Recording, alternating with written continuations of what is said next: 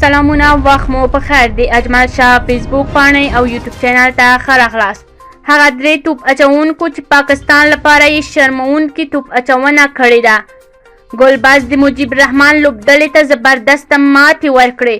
اصغر افغان د افغان لوبډلې یوازینی لوبډلمشر دی چې دغه کارنامه یې کړې ده. نور جزئیات په همدې ویډیو کې وګورئ. یوټیوب چینل لایک او سبسکرایب کړئ. هغه درې توپ اچوونکي چې پاکستان لپاره شرموونکې توپ اچونه کړې ده. تاسو هر لحظه د کرکټ په دنیا کې له نویو او تازه ریکارډونو خبرېږئ. ځینې ریکارډونه مثبت وي، ځینې منفي وي او یو شمېر نور بیخي شرموونکي وي. کوم چې د پاکستان درې توپ اچوونکو ثبت کړي دي. د لیکنه کې هغه درې توپ اچوونکو درپېژنو چې د کرکټ په تاریخ کې د پاکستان لپاره خراب توپ اچونه کړې ده. په دغه لست کې پاکستان عثمان شینواری، چټک توپ اچوونکی شهنواز او فهیم اشرف شامل دي. دغو درې توپ اچوونکو په شل اوریز فارمات کې په توپ اچونه کې تر ټولو زیاتې منډې ورکړې دي. په دې لست کې عثمان شینواری لومړی، شهنواز دوهم او فهیم اشرف دریم مقام لري چې زیاتې منډې ورکړې دي. عثمان شینواری په 4 اورونو کې 63، شهنواز 62 او بل چټک توپ اچوونکی فهیم اشرف بیا 55 منډې ورکړې دي.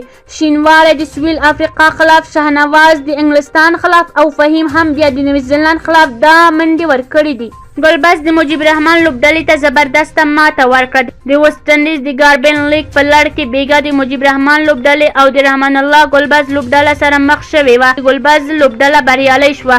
په دغه لوبه کې رحمان الله ګلباز په 25 توپونو باندې 22 منډې وکړې چې 2 څلوریزې پکې شامل وي. بل مجيب الرحمن 3 اورونو کې 24 منډې ورکړې او یو لوبغاړی وسوځاوه او په توپ وهنه کې 14 توپونو د 1 څلوریزې او 20 شپږیزې پر مټ 15 منډې وکړې. په دې لوبه کې د مجيب الرحمن لوبډلې لومړی توپ وهنه وکړه او 18.3 اورونو کې د ټولو لوبغاړو په سوځېدو 125 منډې وکړې او 126 منډو هدف بیا د ګلباز لوبډلې ډېر په اسانۍ سره 15.3 اورونو کې 15 لوبغاړي په سوځېدو پوره کړه چې شکیب الحسن پکې 50 هم ووهله.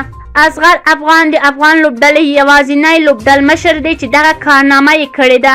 د افغانستان د کرکټ ملي لوبډلې پخوانی لوبډلمشر اصغر افغان یوازینی کپتان دی چې افغانستان ته یې په شل اوریزو سیالۍ کې په خپل لوبډلمشري کې ډېرې سیالۍ ګټلې دي. اصغر افغان لوبډله په 52 شل اوریزو سیالۍ کې 42 سیالۍ ګټلې دي چې دا په نړۍ کې دوهم لوبډلمشر دی چې ډېرې سیالۍ یې په خپل لوبډلمشري کې ګټلې دي. هغه لوبډلمشران چې د خپل هیواد لپاره ډېرې شل اوریزې سیالۍ ګټلې دي په لومړي سر کې د انګلستان کپتان آیون مورګان قرار لري. د مورګان ترڅنګ افغان پخوانی لوبډلمشر اصغر افغان هم دوهم، هندي دوهني دریم، استرالیا اروان فینچ څلورم، روهیت شرما پنځم او ویرات کوهلي په شپږم مقام کې شتون لري. یاد دی وي چې اصغر افغان او روهیت شرما بیا په لږو شل اوریزو سیالۍ کې ډېرې سیالۍ یې ګټلې دي چې ښه لوبډلمشران ثابت شوي دي.